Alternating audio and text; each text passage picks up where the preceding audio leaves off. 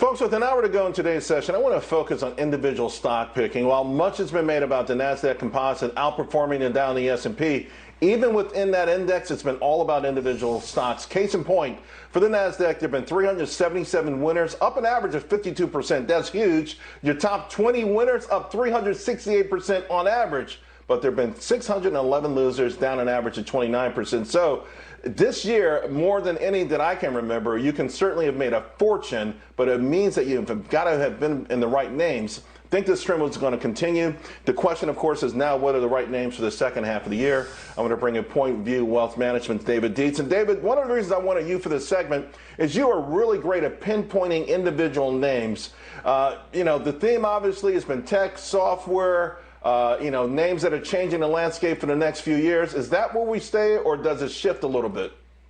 Well, so as much as a tragedy as we have seen with coronavirus, the fact of the matter is this is giving long-term investors a great gift. So what we're looking for now is not what happened in the last quarter, but what's likely to go out ahead. So we're looking for the leaders in respective industries which have been hit hard by the coronavirus, but each day that goes past, Charles, we're getting closer to a vaccine, close to the better therapeutics and so forth.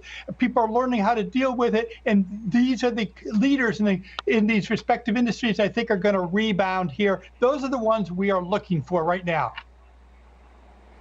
I'm going to ask you about some names in a moment, but about 4 weeks ago, it felt like we were finally seeing rotation, value over growth. That thing fizzled out quickly, and a lot of these value names, particularly in financials and energy, look like duds. In fact, they become unmitigated disasters. Do you play the guessing game of getting in front of those things, or do you, to your point, do you find the winners in some of these names that are acting well, not necessarily down, not necessarily up?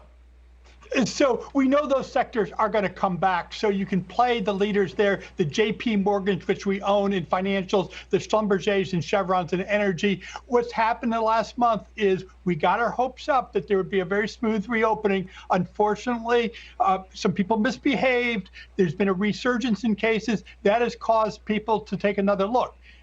Working against that, of course, is a couple times a week we're seeing new announcements in terms of potential vaccines coming down the road, and the pressure is building on another huge fiscal stimulus package from Congress. So those are the two things that I think can bridge this gap. Of course, those areas are eventually going to go well. I was just reading reports today that says we could be running out of energy in terms of fossil fuels by the end of the next decade if there's no more reinvestment because people are sitting on their hands. We could see oil up to $150 a barrel. Real quick, give me a couple of names that you have for us, David. Yeah, okay. So Disney is your quintessential quality company that's down 20% since February, 30% since November. So why? Because people are worried about those theme parks. There's only one part of the business. Content ultimately is going to drive entertainment. They have the best content. They bought more from Fox. Last year, we entered into a deal with Amazon, so all the Amazon content. The other one we like here is Darden Restaurants.